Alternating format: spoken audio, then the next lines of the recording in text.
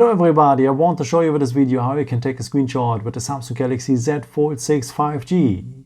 Yeah, for that you will have two ways for. Let me show you the first one. It works with the buttons. So you will need the power button for and the volume down button. Press these both buttons just for short together and you're having a screenshot.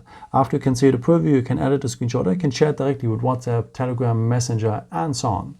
So one more time, the power button and the volume down button just for short together and you're having a screenshot. If you tap now on the editing symbol, you have also the chance to draw something inside or to highlight something, or pretty nice as well here at the corners you can crop a part of the screenshot, what is very useful if you want to capture maybe a picture from a website or something like this.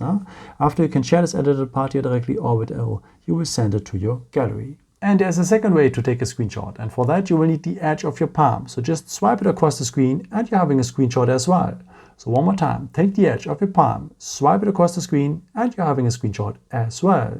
Both ways works as well if your phone is unfolded. So the button method with the power button and the volume down button just for short together, then you're having a screenshot.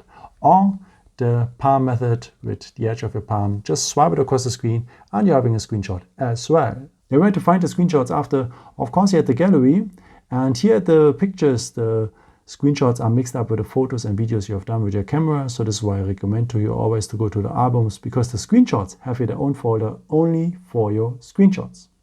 Yeah, I hope I could help you with this video and answer your question. And yeah, maybe if you want, you can leave me a nice comment or give me a thumbs up. That would be very helpful for my videos. Thank you so much for. And I've created also some other videos if you're interested in, with some more tips and tricks and so on.